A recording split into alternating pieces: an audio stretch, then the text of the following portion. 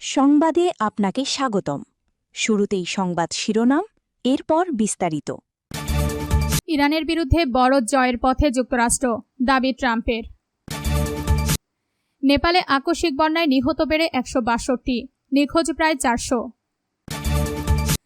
Iran যুক্তরাষ্ট্র উত্তেজনা কমাতে তেহরান যাচ্ছেন কাতারের প্রধানমন্ত্রী।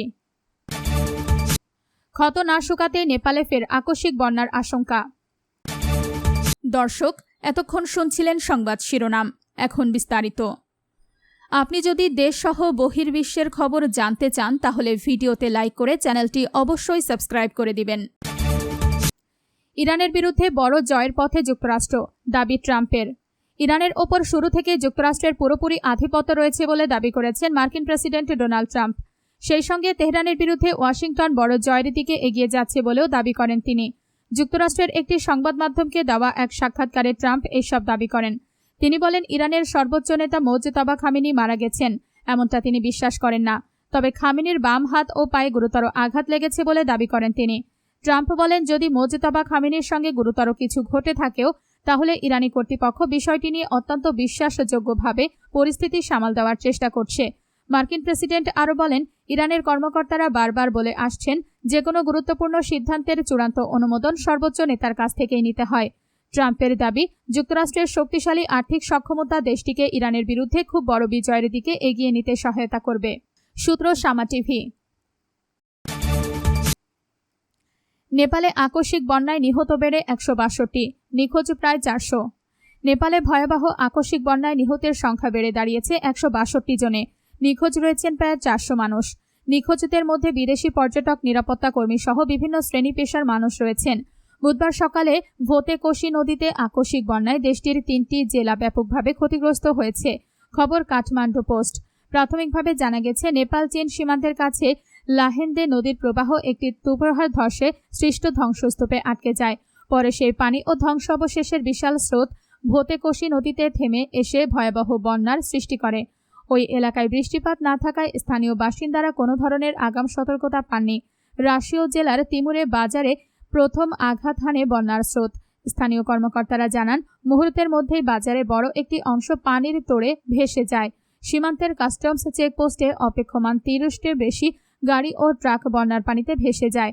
রাশিয়া জেলার প্রধান কাস্টমস কর্মকর্তা রাজেন্দ্র ধুঙ্গানা জানান, সকালে মাটি কাঁপতে দেখে প্রথমে তিনি ভূমিকম্প হয়েছে বলে মনে করেছিলেন। বাইরে বের হয়ে তিনি উজান থেকে ধেয়ে আসা বিশাল পানির দেয়াল দেখতে পান। তার ভাষ্য অনুযায়ী পানির ঢেউ প্রায় 100 মিটার উঁচু মনে হচ্ছিল এবং চোখের সামনে বাজারটি নিশ্চিহ্ন হয়ে যায়। বন্যার স্রোত তীব্র হয়ে আরও নিচের দিকে এগিয়ে যাওয়ার সময় মানুষ, গবাদি পশু, ঘরবাড়ি, সড়ক ও বিভিন্ন সরকারি অবকাঠামো ভাসিয়ে নিয়ে যায়। দর্শক, আপনি যদি দেশসহ বহির্বিশ্বের খবর নিয়মিত জানতে চান তাহলে ভিডিওটি লাইক করে চ্যানেলটি অবশ্যই সাবস্ক্রাইব করে দিবেন। ইরান যুক্তরাষ্ট্র উত্তেজনা কমাতে তেহরান যাচ্ছেন কাতারের প্রধানমন্ত্রী। কাতারের প্রধানমন্ত্রী শেখ মোহাম্মদ বিন আব্দুর রহমান বিন জাসিম আল থানি ইরান সফরে যাচ্ছেন। তার বৃহস্পতিবারের 27 আগস্ট এই সফরের মূল লক্ষ্য ইরান ও যুক্তরাষ্ট্রের মধ্যে চলমান উত্তেজনা কমানো এবং দুই দেশের মধ্যে আবারও আলোচনা শুরু করার পথ তৈরি করা।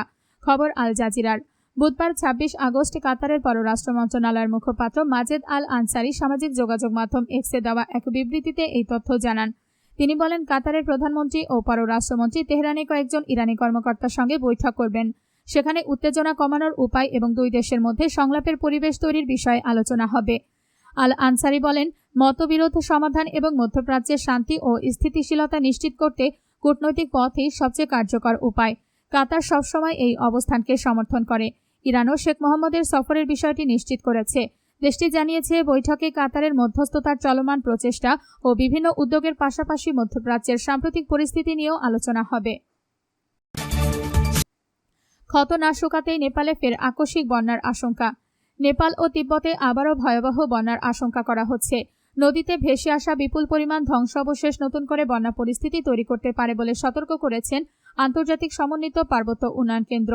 খবর বিবিসির। বুধবার 26 আগস্ট সকালে স্থানীয়রা যখন দৈনন্দিন কাজে ব্যস্ত ছিলেন, ঠিক তখনই উজান থেকে 100 মিটার উঁচু এক দানবীয় পানির দেয়াল ধেয়ে আসে। তিমুর বাজার এলাকা চোখের পলকে বিলীন হয়ে যায়। স্রোতে তলিয়ে যায় কাস্টমস পয়েন্টে অপেক্ষমান 3 শতাধিক পণ্যবাহী ট্রাক ও গাড়ি।